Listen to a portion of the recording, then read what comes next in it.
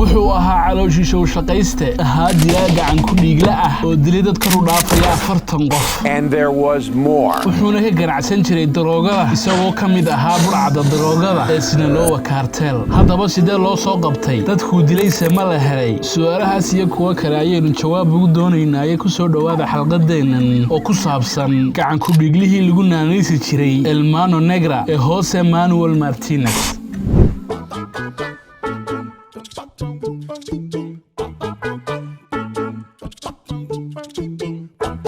Jose Manuel waxa uu ku dhashay sanadkii 1962 magaalada Fresno ee gobolka California ee dalka Mareykanka. wuxuuna ka dhashay qoys muhaajiriin qaxoonti ku ahaa dalka Mareykanka. wuxuuna yaraantiisii ku barbaaray dalka Mexico oo waalidiintii ka soo jeedeen halkaas oo noloshiisa ay ku hareereysay cunfi iyo colaado shufto daroogeed. muddo kadibna isaga iyo qoyskiisii waxa ay dib ugu soo guureen dalkii Mareykanka iyagoo degay isla gobolka California ee uu ku dhashay halkaas oo ay degeen degmo ahay tan ugu nolosha hooseysa uguna faqiirsan ahaama gobolka California ee dalka Mareykanka. sida la sheegana Manuel yaraantiisii odayga ay hooyadii wada joogeen waxa uu ka shaqayn jiray ganacsiga khamriga cas. wuxuuna sidoo kale gacanta kula jiray ka ganacsiga daroogada. sida la sheegana kolkii uu 14 jirsaday Manuel waxa loo diray iibkiisii ugu horeeyay ee daroogeed. halkaana waxa uu ka bilaabay barashadiisii daroogada iyo ka ganacsigeedii isagoo ugu dambeyn noqday khabiir yar oo gacan fudud oo si dabiici ah uga shaqayn jiray ka ganacsiga daroogada noocyadeeda kala duwan. maadaama uu yaqaanay kuna hadli jiray laba luuqadood oo kala ahaa Ingiriis iyo Spanish waxa uu il gaar ah isaga eegi jiray ciidanka halkaas oo la sheegay in ciidanku weerar ay ku qaadeen aqalkooga sanadkii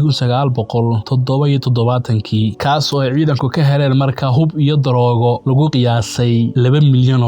taas oo keentay in xabsiga la dhigo odaygii ay hooyadii wada joogeen. sanadkii xigayna dhacdadaas kolkii xabsiga la dhigay odaygii Manuel gabadh ay walaal ahaayeen oo la oran jiray Cecilia Manuel ayaa ka codsatay walaalkeed inuu geeyo aqalka nin ay wada sheekaysan jireen taas oo uu ka ajiibay dalabkeegii codsiga kadib geeyeyna kolka isagoo kaga yimi markaa guriga. maalmo kadibna waxa la waayay gabadhii ay walaalaha ahaayeen isagoo noqday qofkii u dambeeyay ee arka. bila kadibna kolkii la baarayay gabadhii meel ay jaaniya cirib dhigtay waxa ay ugu dambeyn ciidankii heleen gaadhigeegii iyo weliba meydkeegii oo kolkii baaritaan lagu sameeyay la arkay in jirdil iyo farxumin loo geystay taasoo ku noqotay argagax degmadoodii iyo sidoo kale qoyskii ay ka soo jeeday gabadhu. waxayna sidoo kale laf dhungashay ku noqotay ninkii Manuel oo ka seexan waayay in walaashiisii uu guriga geeyay keentay in lagu dilo. kolkaas bayna ciidankii waraysi la yeesheen Manuel iyo qoyskiisii isaga oo aan u sheegin ciidankii in guriga uu geeyay walaashii raggu u geeyayna ay dileen farxumeeyeenna. wuxuuna sidaa u sameeyay inuu marin habaabiyo ciidanka iyo inuu isagu gacantiisa kaga aargoosto. sida la sheegay sanadkii xigay dilka walaashii waxa uu bilaabay argoosigiisii isagoo oo helay magaca ninkii looga shakiyay inuu ka dambeeyay dilka walaashii ninkaas oo la oran jiray David halkaas oo sida la sheegay lacag lagu siiyay loona sheegay inuu dilo ninkaas. wuxuuna kolka Manuel u dhaqaaqay dilkii ninka isagoo oo toos u abaaray gurigii uu geeyay walaashii. waxa uuna dilay ninkii David iyo laba qof oo kale oo ku sugnaa guriga. waxa uuna ka baxsaday meeshii kolkii uu hubsaday inay dhinteen 3 qof. wuxuuna sheegay in dilkaasi ahaa kii ugu horeeyay ee uu geystay walow aanu noqon kii ugu dambeeyay. waxa uuna sheegay mar la waraystay inuu ahaa qof caadi ah ilaa walaashii ay dileen raggaasi. intaa wixii ka dambeeyayna waxa uu noqday ninkii Manuel calooshiisa u shaqayste lagu adeegto kadib markuu la kulmay nin ka tirsanaa kooxda burcada daroogada ee caanka ah ee loo yaqaano Sinaloa cartel. kulan kadibna waxa uu shaqaaleysiiyay ninkaasi isagoo u dilay hadba cidda uu rabo inuu dilo ee cadawga ku ah burcada Sinaloa. wuxuuna sidoo kale ninkaasi u xil saaray inuu ka shaqeeyo daroogada iyo iibinteeda iyo weliba soo ururinta lacagteeda marka la iibiyo. waxaase shaqadiisa ugu muhiimsanayd soo afjaridda cadawga ama cidda xadda cartelka ama burcada Sinaloa. taasina waxay keentay in marar kala duwan la xidho oo la dhigo xabsiga walow aan lagu helin caddayn inuu dilay dad fara badan. wuxuuse galay dambiye kala duwan oo fudfudud. ugu dambeynna waa la iska sii daayay maadaama aan lahayn caddaymo sheegayay inuu cid dilay. markasta oo la sii daayana wuxuu ka bilaabayay shaqadiisii halkii isagoo la qabatimay dilka iyo ka ganacsiga daroogada. waxayna u eekayd inaan la soo qaban doonin muddo ah gacan ku dhiiglaha walow caddaymo iyo kiisas uu galay oo fara badan ay ciidanku gacanta ku hayeen. Jose Manuel Martinez. He had killed more than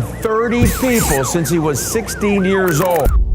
waa sanadkii 2006 waana gobolka Florida ee dalka Mareykanka halkaas oo Manuel loo xil saaray markaa inuu soo afjaro ama dilo maalinkan dhalinyaro ah oo lagu magacaabi jiray Javier oo sida la sheegay ka xaday kaarteelka Sinaloa 10 kilogram oo darooga ah oo u dhiganta lacag ahaan $170,000 waxayna ku amreen maamulayaashiisii inuu dilo ninka isagoo kolkaa ku sameeyay dabagal maadaama uu ku noolaa gobolka Florida baaritaan dheer kadibna waxa uu dambeyn helay Javier waxa uuna ku dagay oo ku siray isagoo isaga dhigaya qof kale waxa uu nageeyay gurigiisa isagoo kolkaa ku qabtay qori Javier uguna cagajugleeyay inuu dilayo haddii aanu lacagtii ama daroogadii mid ahaan keenin dibna ugu soo celin halkaas oo markiiba ninkii qirtay inuu xaday daroogadaas iyo inuu lacagtii hayo waxa uuna u sheegay inuu ku aasay lacagtaas gurigiisa hortiisa halkaas oo faqitaan iyo qodaal dheer kadib uu helay Manuel lacagtii oo ahayd $170,000 wuxuuna markiiba dilay ninkii Javier iyo ninay wada socdeen oo ay asxaab ahaayeen wuxuuna labadii ninba meydkooda ka xidhay gacmaha wuxuuna saaray gaarigiisii uu lahaa ninka uu dilay ee Javier isagoo kolkaa geeyay koonaha magaalada kagana yimi bartii meydkoogii kolkaasna wuxuu dib ugu laabtay gobolkii si uu booqdo carruurtii uu awowga u ahaa ee ay dhashay gabadhiisu dhanka kale ciidankii Florida waxay heleen meydadkii saarnaa gaarigii waxayna sidoo kale heleen cadaymo ay ka dhex heleen gaarigii oo ahaa daasad sharaab iyo weliba sigaar lagu baktiyey daasada dhexdeeda halkaas oo ay kolkaa u direen cadaymihii baaritaan dheeraada in lagu sameeyo oo la geeyay laabka waxa ay u dhaqeen baaritaanka kiiskaas lagu soo qabanay dilaaga ka dambeeyay dilka labada nin ugu dambeynna waxa uu ku soo gabagaboobay guuldaro kiiskaasi maadaama cadaymo dhabaha la waayay cidda ka dambeysay dilkii Javier iyo saaxiibkii sidaana waxa lagu soo xiray kiiskii wuxuuna mar kale Manuel ka badbaaday xabsi iyo in lagu xukumo dilka uu geystay wuxuuna halkii ka sii watay hawlihiisa dilaanimo isagoo noqday calooshiisa u shaqaysta halisa oo loo bixiyay magac lagu naaniri jiray oo ahaa El Mano Negra oo af Soomaali ku noqonaya gacan madoobe dadka uu dilayna waxa kamid ah Joaquin oo ku qaatay dilkii $8,000 taasoo uu isticmaalay gabadh si ay u soo hodo uguna soo xirageliso isagoo kolka afjaray dilayna ninka muddo kadibna waxay heleen ciidankii mar kale meydka nin la dilay sidii caadada ahaydna waxay dhaqeen dabagal iyo baaritaan ku soo gabagaboobay guuldaro walow ay wareyseen dhammaan dadkii deganaa degmadii dilka laga geystay ma helin cadaymo ku filan ay ku soo qaban karaan dila ilaa ay ugu dambeyn ka heleen gabadh sheegaysa in dilkaas ay wax ka ogeyd ahaydna tii soo dagtay ninka waxayna ogaadeen dilka inuu ka dambeeyay ninkii la oran jiray El Mano Negra ama gacan madoobe kolkii gabadhaas u sheegtay xilligaas lama ogeyn inuu yahay Manuel ninka dhabta ah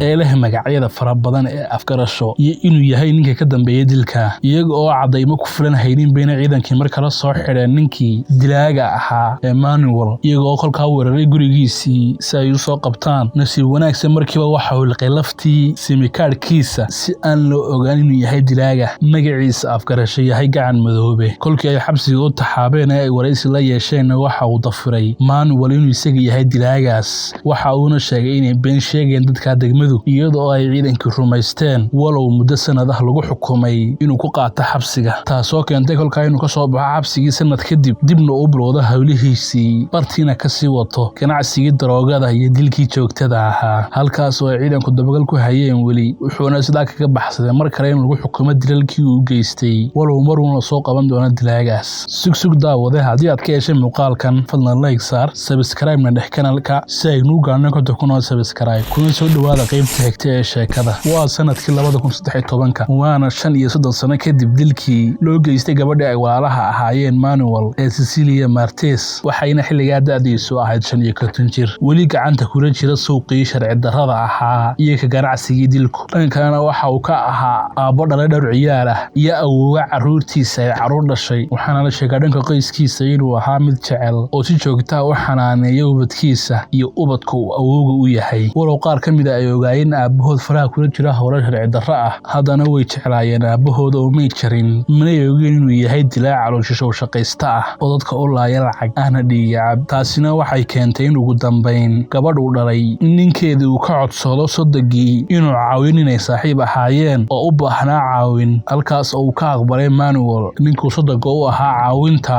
uu ku caawinayay saaxiibkii oo lagu magacaabi jiray Jamie Ruiz waxa uuna isbaray ninkuu sodoga u ahaa ninkii la caawinayay isbarasho iyo wada sheekaysi dheer kadibna waxa gaar iskula baxay oo u wada sheekaystay ninkii Manuel iyo ninkii uu caawinayay Ruiz wuxuuna ka wareystay Manuel ninka gabadhiisa ninka qaba dhaqankiisa iyo waliba qofnimadiisa halkaas oo ninkii Ruiz isaga oo aan ogeyn inuu sodog u yahay uu amaanay ninkii ay saaxiibka ahaayeen cagsiga se waxa uu caayay Ruiz gabadhii uu qabay ama xaaskiisii isaga oo ku aflagaadeeyay weero aan wanaagsanayn iyo in dhaqankaygu aanu samayn isaga oo aan ogeyn inuu Martinez yahay odaga dhalay ama aabbaha u ah gabadhaas walow uu sheegay mar dambe markuu cayda dhameeyay inuu dhalay gabadhaas halkaas oo uu colaad u qaaday Martinez ninka caayay gabadhiisa kuna daray liiska dadka uu dili doono isbuuciyo kadibna waxay soo raacay Martinez iyo ninkuu sodoga u ahaa iyo waliba ninkay saaxiibka si ahaayeen ee aflagaadeeyay gabadhiisa iyaga oo kolkaa wada socdo buuna gaarigii hal mar istaajiyay uguna degeen banaanka waxa uuna ku qabtay odaygii Martinez ninkii Ruiz qori wuxuuna u sheegay inuu caayay gabadhiisa wuxuuna ku dilay bartii isaga oo daawanaya ninkii sodoga u ahaa wuxuuna u sheegay kolkaa inuu afkiisa haysto isaga oo ay ku noqotay argagaxyo qaadan waayay sodogiisii ku hor dilay ninkay saaxiibka ahaayeen si uu la kaca muddo ugu caliyay gurigiisii muddo kadibna ciidankii waxa ay heleen meydka ninkii la dilay baadhidii indheennay kadibna waxa ay ka heleen rasiid ama waraq uu ku watay gacanta oo wax kaga iibsaday dukaamada Walmart halkaas oo kolka ay baadheen ay ka heleen dukaankii kaamiradiisii nin la socday kolkuu meesha wax ka iibsanayay waxa ayna garteen ninkaasi inuu yahay Romero ama ninkii sodoga u ahaa ninkii dilaaga ahaa ee Martinez taasina waxa keentay markiiba la soo xidho ninkii sodoga loo ahaa oo baadhitaan iyo wareysi lagu sameeyo isaga oo aan sheegin dilka inuu ka dambeeyay baana ciidankii xabsiga dhigeen walow odaygii dilaaga ahaa ee Martinez soo wacay ciidankii uuna sheegay inuu makhraatu yahay oo ay wada socdeen xilligii dilku dhacay ciidankiisa kamay rumaysan warka waxa ayna wadeen baadhitaankoogii taasoo keentay in muddo kadib lagu qaado weerar aqalkii uu deganaa inuu dhalay odaygii dilaaga ahaa oo ku yaala gobol kale nasiib xumo se guriga waxa joogay maalinkaas sidoo kale odaygii dilaaga ahaa oo mooday inay ciidanku isaga u socdaan oo ay xidhayaan isaga oo islahaa maraa ninkii ilantaada qabay ayaa soo sheegay kuna fashiliyay ayuu ka baxsaday meeshii halkaas oo markiiba ay ciidankii aryadeen soona qabteen waxayna u taxaabeen xabsiga iyaga oo la yaaban odaygan cararaya ileen waxay u socdeen guriga oo sida la sheego wax laga xaday umanay soconba odaygan cabsidu ku jirto waxaana ka dhacday meesha weedhay Soomaalidu oran jirtay ahayd ileen dhagarqabe dhulka u dhaqdhaqaaqa waxayna markiiba ciidankii ku sameeyeen weeraysi iyo baadhid kadibna waxa ciidankii u cadaatay inuu ninkani ka mid yahay maxaabiis ay hore u xidheen kuna jira liiska dambiilayaasha sidoo kale inuu yahay sida lagu shakisan yahay gacan ku dhiiglaha caanka ah ee loo yaqaano Elmano Negra ama gacan madoobe taasoo keentay kolka iyaga oo aan ogeyn hubinna warka inuu ciidankii la shaqeeyo isagoo istaad raacinaya oo ka baqaya inay ogaadaan haddii uu isxariifiyo in muddo ahna waxa uu la shaqeynayay ciidankii wuxuuna kala shaqeynayay ciribtirka hubka sharci darrada ah oo uu wax ku hogaa maadaama uu ahaa gangster oo wax badan ka hog hubka sharci darrada ah iyaga oo markaas sii daayay maadaama uu la shaqeeyay waliise ciidanku waxa ay gacanta ku hayeen kiiskiisa iyo kiisas kale oo fara badan oo dilala oo laga geystay gobolka uu deganaa iyo waliba gobollo kale waxay si ciidanku ogaayeen una sheegay inuu ka mid yahay kooxda burcadda daroogada ee Sinaloa muddo kadibna maalinkii dambe ciidanku waxa ay dib u fureen kiisas fara badan oo dilala waxayna heleen natiijada sigaarkii iyo daasadii sharaabka ee aynu ka soo hadalnay waxayna ka heleen DNA noqotay DNA-da nin ka mid ah dadka ku jira liiska ciidanka ee dambiilayaasha ahaa oo la oran jiray Jose Manuel Martinez markiibana kiiskiisii waxa loo xil saaray dambi baarayaal gaar ah waxaana loo dhaqaaqay in cadaaladda la mariyo iyo in la isu keeno kiiskiisaas intaan la soo xidhin walow aanay ogeyn tirada dadka uu dilay waxay saacadayn kaliya u hayeen inuu dilay ninkii intaana waxa uu raacday in ninkii sodoga u ahaa isna uu qirto una sheegay ciidankii inuu ka dambeeyay sodogii dilka ninka saaxiibka ay ahaayeen taasoo iyana xoojisay kiiskii keentayna inuu ku cadaado dilkaasi waxaana loo dhaqaaqay markaas soo xidhitaankiisa iyo qabashadiisa waxaana markiiba lala yeeshay waraysi iyo baadhitaan dheer isaga oo ayna kaba qasnayn buna markiiba qirtay dembigii dilka wuxuuna isla waraysigii gudihiisa sidoo kale qirtay dilal kale oo fara badan oo uu geystay ama uu wax ka hogaa taasoo keentay inay ciidankii wax ka weydiiyaan dilalka isaga oo markaa qirtay sheegayna qaabka uu u dilay iyo waliba meesha uu ku dilay iyo sidoo kale xabadii uu isticmaalay ama uu ku dilay wuxuuna qirtay isaga oo aan la qasbin dilka 35 qof oo uu ku lug lahaa noloshana dhaafiyay wuxuuna sheegay inuu ahaa calooshiisa u shaqayste dadka ku dila lacag intooda badan iyaga oo kolkaa ayna askartu rumaysan bayna kiisaskii dib u baadheen waxayna heleen inuu dhab yahay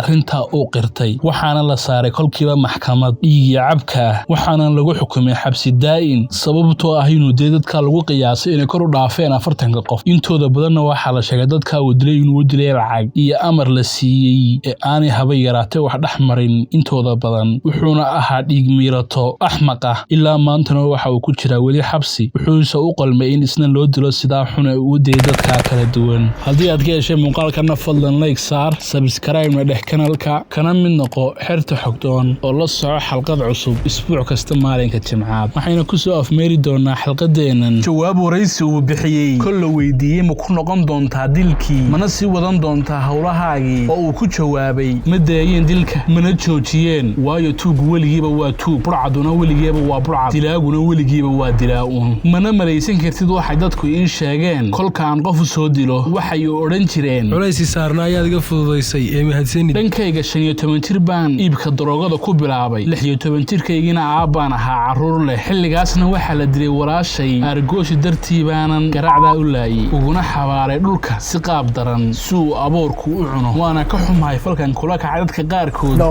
once a thief, always a thief. They say once a gangster, always a gangster. Once a killer, always a killer. You can't imagine what people have told me when they hired me to go and kill a person for them. After I get paid, they told me, you know what, Martinez? I feel weight have lifted from my heart. Hey, I started selling drugs and I was 16 years old. Fuck them. Let the worm eat them. And I feel sorry for what I did.